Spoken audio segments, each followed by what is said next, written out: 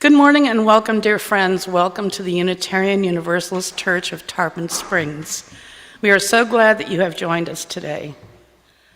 To those of you who are finding us for the first time, a special welcome, and thank you for being with us.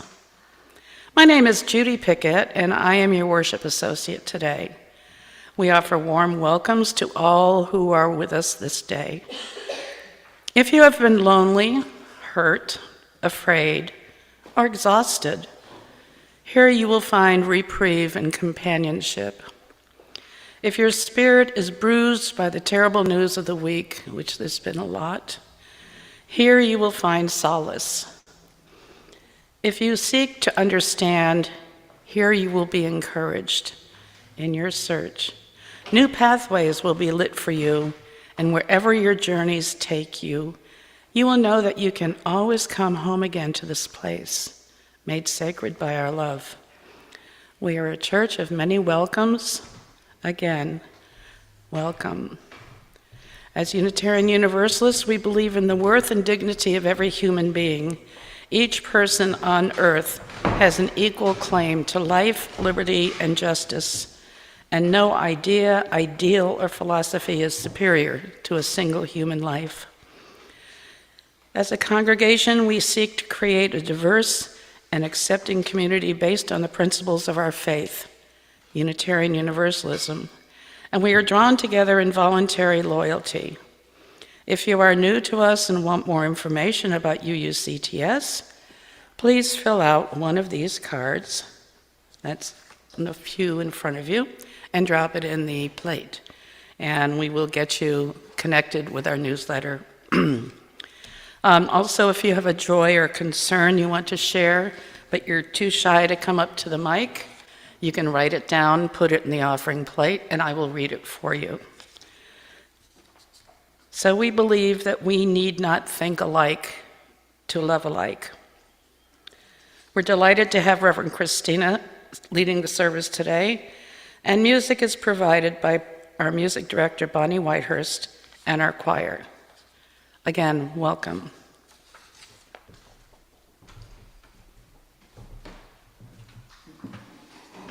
Oh, I forgot to say this. We will now sing hymn 1008 in the Teal Book.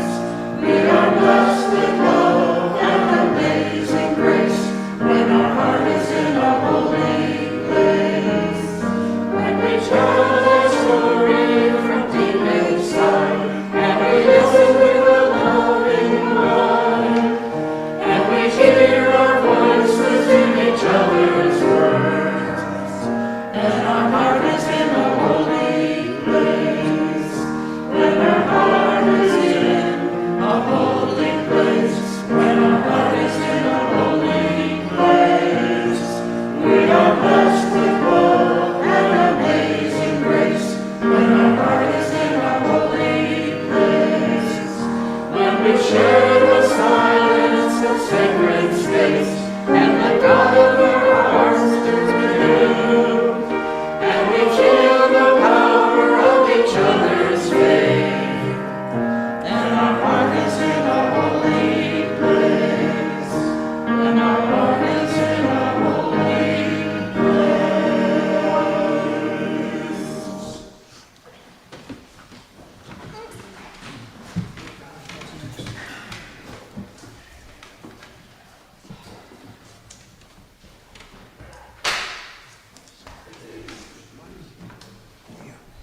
When we introduce ourselves, it is helpful for those with vision loss and others to say some things about ourselves. So I am the Reverend Kristina Spaude. I use she, her pronouns and am a white woman. I have chin-length curly brown hair, parted on one side with blue eyes. And here at the church, we want to acknowledge that we are on the lands of the Tocobaga and Seminole peoples. Our opening words this morning come from Gretchen Haley. This is the longing for something more. Every little thing that breaks your heart is welcome here. We'll make a space for it, give it its due time and praise. For the wanting it represents, the longing for something more, some healing hope that remains, not yet.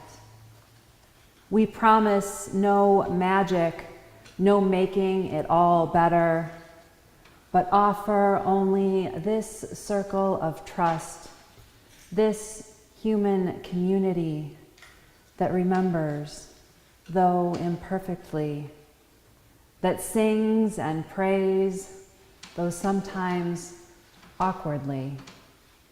This gathering that loves, though not yet enough. We're still practicing, after all, still learning, still in need of help and partners, still becoming able to receive all this beauty, all these gifts we each bring. Come, let us worship together.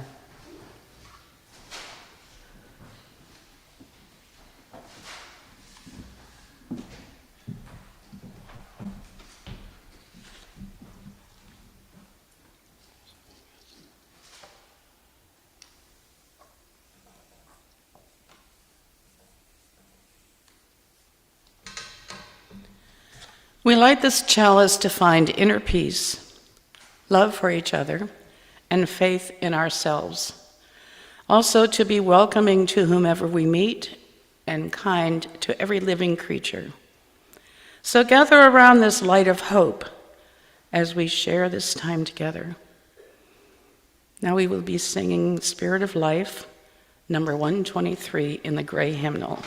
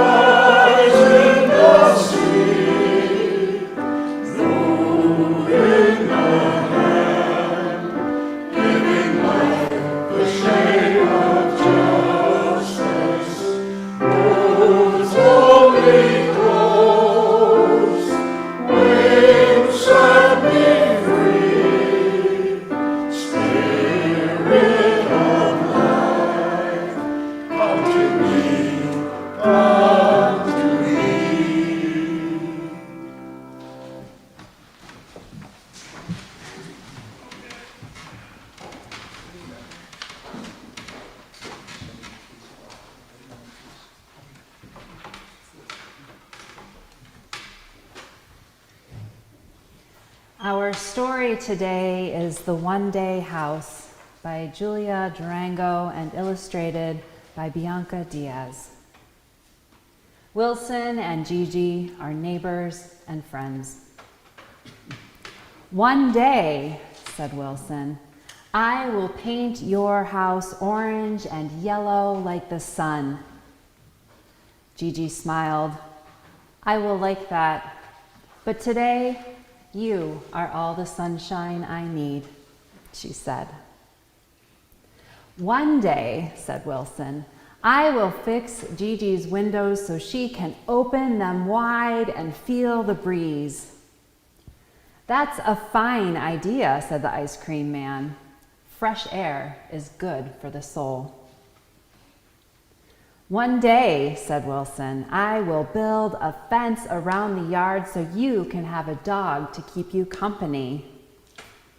I will like that, said Gigi, but today I have all the company I need. One day, said Wilson, I will fix the stairs so Gigi can sit on the balcony and see forever. That's a beautiful idea, said a passing neighbor. Everyone enjoys a pretty view, agreed her friend. One day, said Wilson, I will fix the chimney so you can make a fire to keep you cozy. I will like that, said Gigi, but today you are all the warmth I need. One day, said Wilson, I will fix the roof on Gigi's house to keep out the wind and snow. That's a smart idea, said the librarian. There's nothing better than a snug house on a wintry day. One day, said Wilson, I will fix your piano so you can play music again. I will like that, said Gigi, but today you are the song in my heart. One day, said Wilson, I will plant a garden for Gigi so she can be surrounded by flowers. That's a great idea, said Wilson's teacher. It's fun to watch things grow. One day, said Wilson. And one day is here. As we see all these neighbors show up on Gigi's lawn, carrying supplies, groceries, flowers, instruments, and more. Gigi is standing, admiring the person repairing her roof, the person cleaning her chimney, the person fixing and tuning her piano, the person welding something. Wilson stands reviewing his plans for Gigi's home and is surrounded by a person painting Gigi's house, a person fixing her windows, a person building a fence, a person digging a hole. We see here a neighbor's house and a woman feeding lots of birds, like a lot of birds. Some people with very large ice cream cones are heading next door to Gigi's home, where children and youth are playing, people are gardening, sitting with a dog, hosting a dessert table, playing a guitar on the porch, and playing games and hanging out. One day, said Gigi, is a very nice day indeed. One day, said Wilson, is the best day ever. Gigi smiled. The very best, she agreed, just like you. We will sing the children and youth to their programming with hymn number 413. And as we do so, I will light this candle to send them with the love and warmth of our community.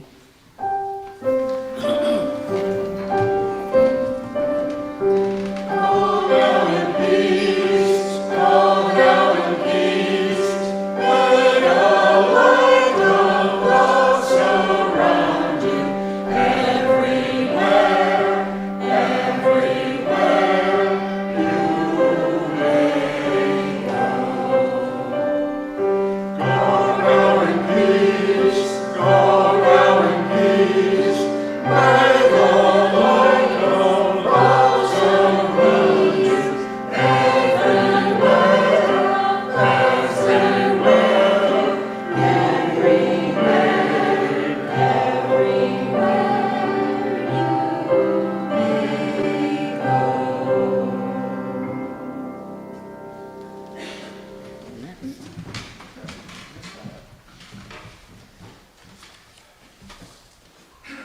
We are a free faith, and we must sustain ourselves financially. Please place your offerings in the plate as it is passed around, or you may mail it to 57 Reed Street, Tarpon Springs, 34689, or go to our website, uutarpon.org, and click on the Donate button. The offering will now be given and received.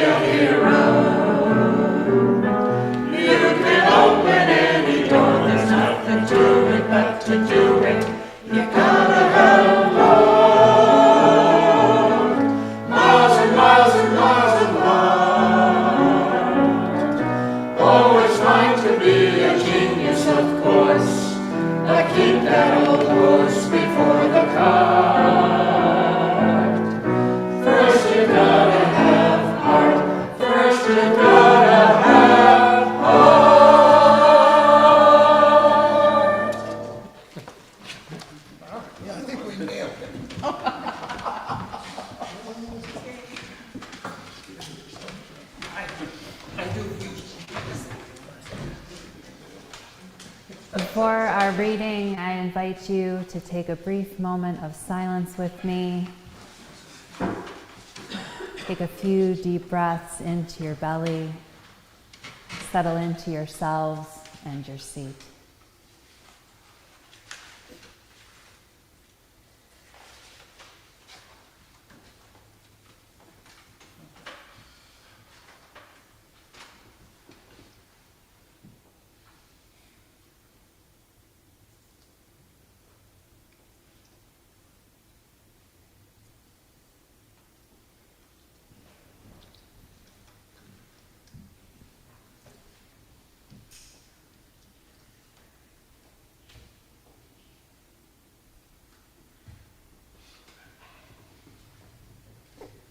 Our reading today is the February 1st entry of Braver, Wiser, a UU weekly reflection.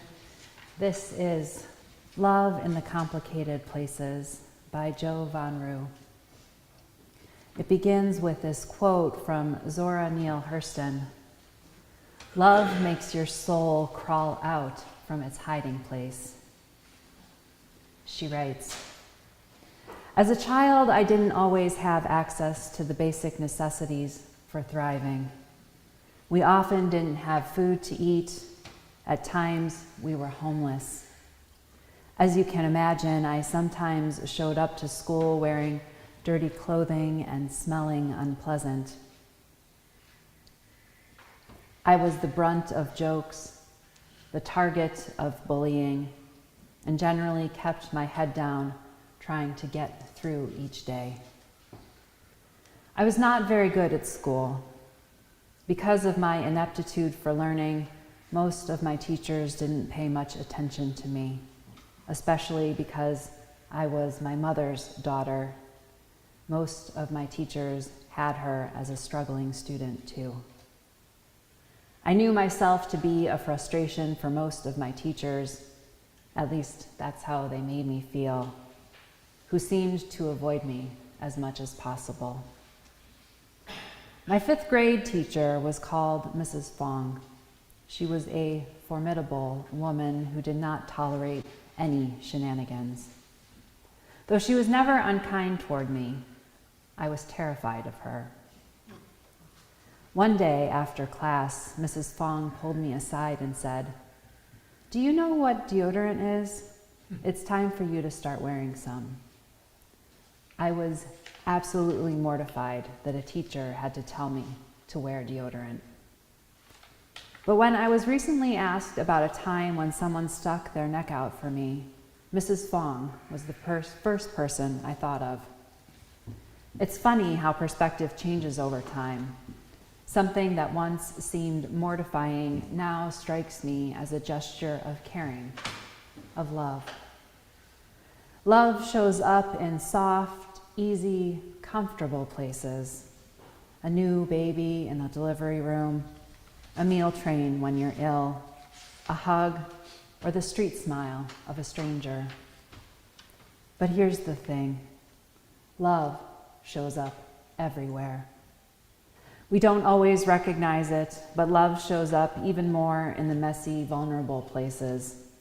Love shows up in the form of a friend seeking forgiveness. Love shows up every time we interrupt bad, oppressive comments and jokes. Love shows up in complicated conversations. And for me, love showed up in the simplicity of a teacher awkwardly reminding me about deodorant. Her prayer. Spirit of life and love, help us to open our souls so that we may recognize where your Spirit exists in our lives, especially the messy, complicated places where it's harder to find.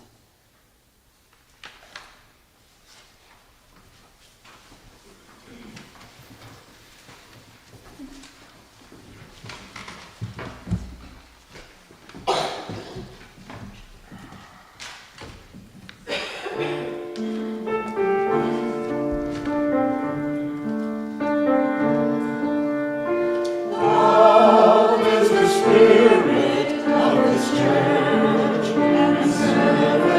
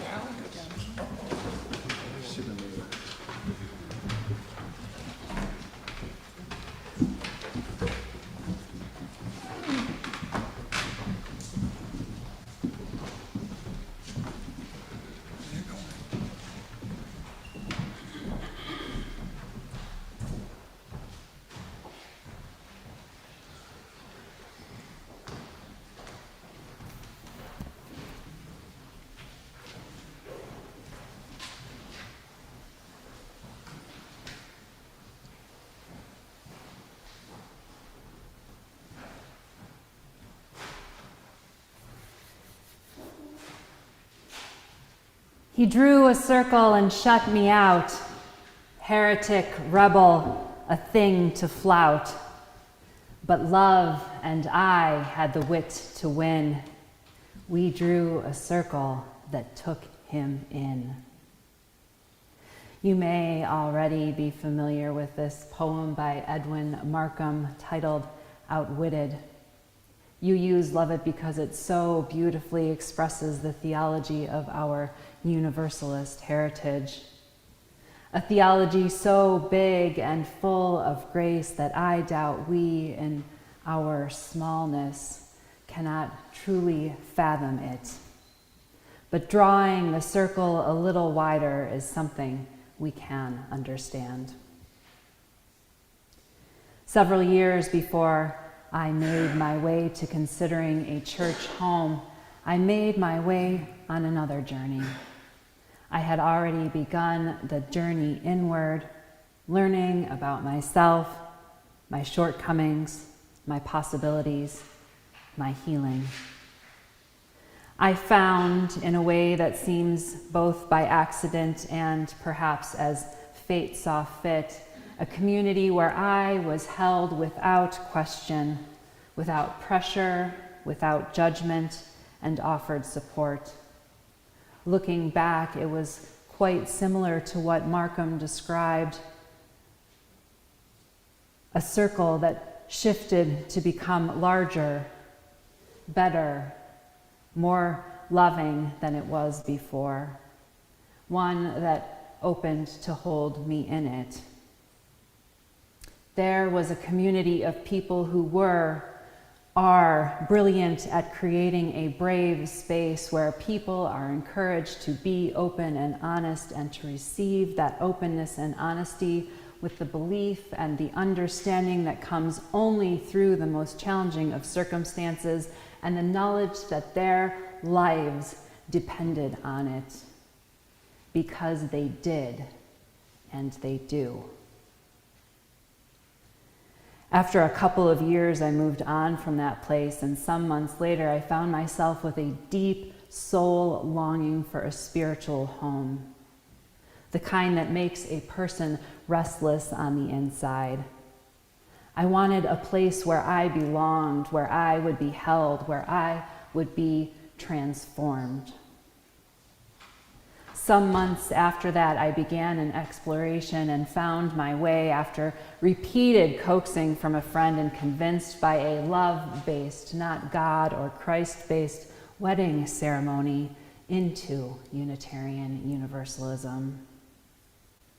The congregation I entered into welcomed me to make my own space there, and as is the way of our people, before I knew it, I was involved in leadership with our Covenant Group program, as well as chairing the Social Justice Committee, among other things. I wanted to be involved. I wanted to give to others that which had been and would be so freely given to me. I wanted to know and be known. I was committed to helping build our congregation and to be of service. Eventually, I found my way and my call to ministry and so to seminary. As I entered, I was cautioned that if there was anything else I could do, I should.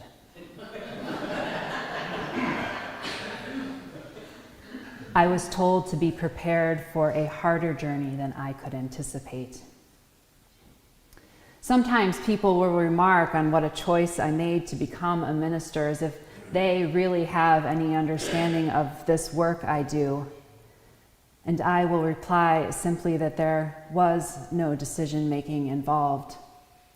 It's a fire that burns in my bones and which will not rest if this is not my work. The world turned to ash before my eyes, and I chose life instead. Life could only be lived for me if I accepted the call. The inward journeying was not hard for me. There were gains and losses in those years of formation too, so many of them, especially the losses. Awarenesses and revelations also surfaced. Covenants were questioned. So many conversations were had as we strove to reconcile. While those in my cohorts were mostly wonderful, what seminary taught me ultimately is that Unitarian Universalism would never fail me. Its possibilities and hope and promises are unbound. But in the meantime, Unitarian Universalists would fail me and fail us. My work is being called to witness, to witness, and to help hold space to make a better way forward. I don't know if anyone would choose to have their hearts broken again and again, but that's an unspoken part of what it is to be a minister. It's a consequence of being called to be fully present to the full spectrum of what it means to be human, in a faith that calls us to be in relationship with one another, and we sometimes forget that these relationships are sacred. That is one of my core beliefs, that our relationships are sacred, and a belief that is inherent to our faith, which calls us to try to express our commitment to being in relationship with one another through our covenants. It perhaps has not escaped your notice that Unitarian Universalism isn't an easy faith to talk about. Anytime anyone asks what we believe, I will myself not to roll my eyes or sigh too heavily as I reply, "That's not really how it works for us." Or, a better question is probably, how do we practice what we believe? Which will surprise no one here, often makes people's eyes start to glaze over a little bit. Probably as long as there have been elevator speeches, UUs have been trying to work out ours. You know, if you only had 15 seconds on an elevator with another person and they asked what Unitarian Universalism is, which presupposes a lot about Unitarian Universalism and how well it's known, how would you answer? Well, probably about 9 years or so ago, when Twitter was young and full of hope and fully staffed, and kept a strict 140 character limit, 6-word stories became a popular exercise. From there, ministers began challenging each other and people of faith and no faith to write their 6-word stories of faith. If you can work that out, you can probably manage the 15-second elevator conversation. One 6-word story we could write of Unitarian Universalism is, God is one, God is love, which would incorporate the theologies of the two denominations that chose to bind themselves together in 1961.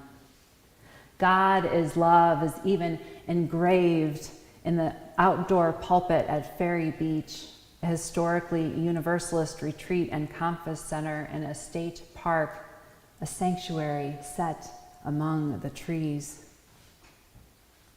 Love has even become the synonym by which God is referred to among our people, although not only our people.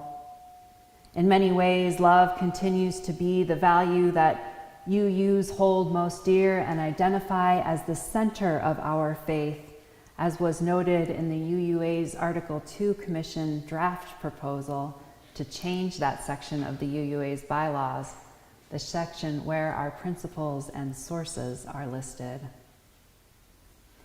Although I came up with several other options when I wrote my 6-word story of faith, We're here to build love's house is the one I have come back to again and again. To use only 6 words to describe everything you believe and know is asking a lot. And yet, despite the length of our services, we can accomplish and communicate much. So we're going to exegete this phrase, take it apart and study it and see what we learn. We, those who are gathered, us, open to more, committed to a shared something. For UUs, I would say a shared covenant, like the Blake covenant that the choir just sung. Our shared practices, shared hopes, shared vision, shared theology. We is expansive and welcoming, and we is together. The conjunction of that is are, not were, the eternal, continuous present, unfolding, active tense. Here, this is a reminder of this moment, of this place, of this earth, the spot where we find ourselves, this little square we call home, call ours, to care for, to steward. And whatever afterworldly or otherworldly adventures do or do not await us, we have this now. To build. This was instinct. To build, because that is the work. Building, making, forming. But from a foundation into a structure. It implies both a suggestion of ultimate completeness while also implying a state of progress making. What is built can be unbuilt, can be changed, can be adapted, can be altered for a new vision or purpose. Love. I wasn't thinking about Hallmark movie love here. I mean love that surpasses all understanding, that has the power to transform, that holds us sometimes in spite of ourselves. The fierce love that asks us to love the hell out of this world, the literal and figurative ones, and reminds us that we are accountable for doing so. The vulnerable, tender love that creates sacred spaces between and among us, that calls us forward from our stuckness, that speaks the truth honestly and awkwardly and is heard, that reminds us all that relationships are a conversation and invites us to return again and again because that is what love would have us do. The love that holds us in our hurts. Love that glows brighter each time we care for ourselves and each other, lifting each other so that we all might rise.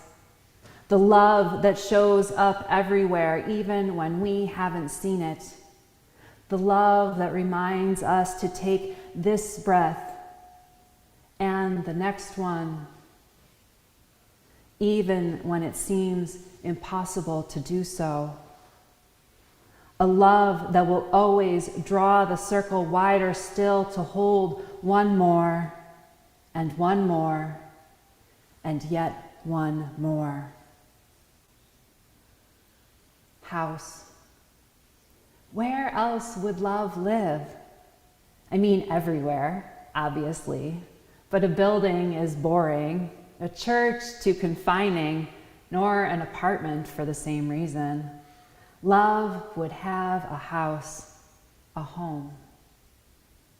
I am reminded of one of my favorite Christmas poems, You Have to Know Your Body as the Home of God by Rebecca Parker. In it, she explores different insights about Jesus' birth through the lenses of various aspects of living, especially those of the traditional nativity scene. I remember studying this poem in seminary and a colleague lamenting that Joseph got the short straw, the line for him being, "Joseph is you, sheltering God in the world." That is perhaps the greatest ask, to shelter God in the world. Can you imagine? Love's house is where we shelter God, love, in the world, and where love, in turn, also shelters us. A sanctuary, a place where we are held in love's image, where the love is not whole if it's of your understanding, or only of our understanding. It is only whole and holy when it is so great it brings us to tears by its presence. A love that will not ever let us go. This isn't a rainbows and unicorns vision of today or tomorrow or 3 generations from now. This is a vision of companionship where we all pitch in to make Gigi's or Love's house all that it can be, full of warmth and joy and wonder, of friends and neighbors, creatures and plants, full of life. It is also a vision of commitment to showing up when we are asked to do so, when one of us is in need and could use a little help, which is all of us at some point. A commitment to caring, to knowing that we are at our best when we are together, that collaboration will bring better results than competition. It is anointed by our failures and mistakes and when we sit down and work it out. It is a vision of covenant, the kind where we know we are bound together because we are made this way, wired for connection, and because we choose it and choose to live into it. The kind where we grow together, where love holds us, asking us to have the hard, awkward conversations, asking us to take responsibility and to hold and to be held accountable. It is a vision of hope, the kind where we are not bound in toxic positivity, in idealism or groundless optimism, the kind of hope that has weathered storms, that has experienced sadness and losses and even despair, the kind that reached out again despite the disappointment and anger and shame, the kind that knows we can only make the road by moving on it together. Susan Frederick Gray, president of our Unitarian Universalist Association, has said repeatedly since her time that this is no time for a casual faith, a fact that I should not have to reiterate here in the exhausting state of Florida, where we learn daily of the ways our civil liberties and the public good are being stripped away. I know better than to suggest anyone agree on mine, but if you don't have an elevator speech already, this might be the time to think about a 6-word story for those times when someone might ask you about your faith. In this area where true liberalism is scant, our good news may be the best news some people get to hear. One man who lived out many of the things I've talked about in this service was Paul Rosen. He was an exceptional athlete, actor, singer, cultural scholar, author, and political activist. He was also an attorney, although his practice of the law was short-lived because the racism he experienced was too oppressive. Rosen was widely known and believed strongly that the famous have a responsibility to fight for justice and peace for all. Rosen's acting and singing made him popular throughout the United States and the world, and he spoke out for workers' rights, Black rights, and other matters of justice and equity. But his politics as a Black nationalist and anti-colonialist eventually gained the attention of Senator Joseph McCarthy. He was named a major threat to American democracy, was blacklisted, and had his passport revoked for 8 years. McCarthy and others worked to bury his work and career while he was alive, and unfortunately did an excellent job of it, as Rosen is not well remembered in public history. But in 1970, the poet Gwendolyn Brooks wrote a poem she titled Paul Robeson. That time we all heard it, cool and clear, cutting across the hot grit of the day. The major voice, the adult voice, foregoing rolling river, foregoing tearful tale of bale and barge and other symptoms of an old despond. Warning in music, words devout and large, that we are each other's harvest, that we are each other's business, we are each other's magnitude and bond. We are each other's harvest. We are each other's business. We are each other's magnitude and bond. We are here to build love's house. If you would please join me in singing our closing hymn, number 131 in the gray hymnal, Love Will Guide Us.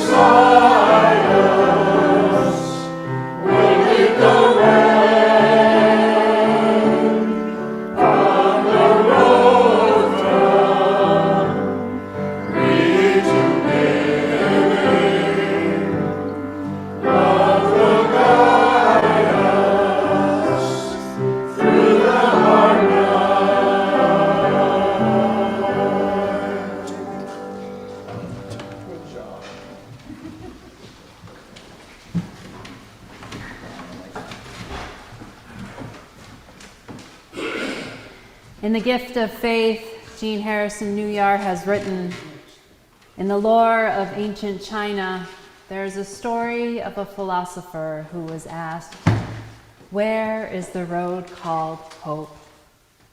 He replied, "It does not exist, but as people move forward upon it, it comes into being. I invite you to continue moving forward on this path, this journey, this ever-widening circle of love and hope with me.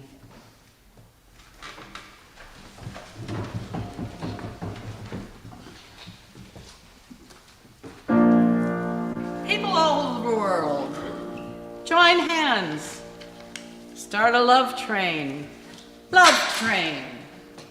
People all over the world, join hands. Start a love train. Love train. People all over the world, join hands.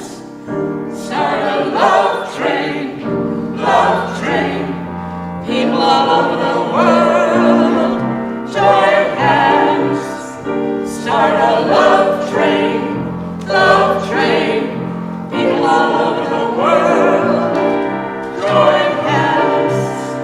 Start a love train, love train.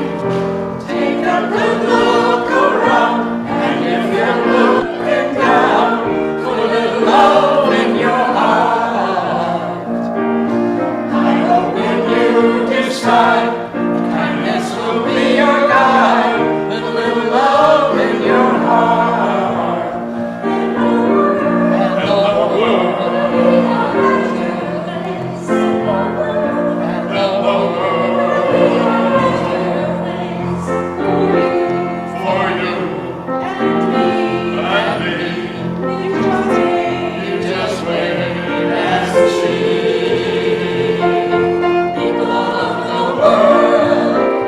Join hands, start a love train, love train. People all over the world, join hands, start a love train, love train. Another day goes by, and still the children cry. Put a little love in your heart. If you want the world to know, won't let hatred grow. Put a little love in your heart. And the world, turn face. And the world, turn face for you and me. You just wait and see. People all over the world, join hands, start a love train, love train. People all over the world, join hands, start a love train, love train. People all over the world, join hands, start a love train, love train. People all over the world, join hands, start a love train, love train. Start a love train, love train. Start a love train, love train.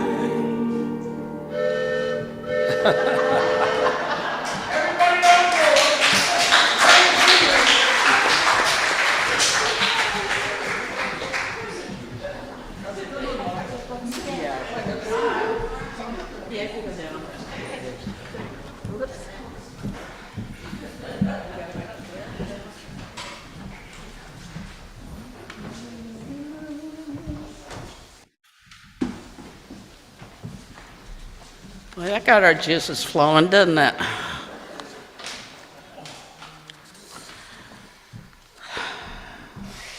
We hope you found meaning in the service today. I know I did. And we're now going to extinguish the flame, but not the light of truth, the warmth of community, or the fire of commitment. These we carry in our hearts until we are together again.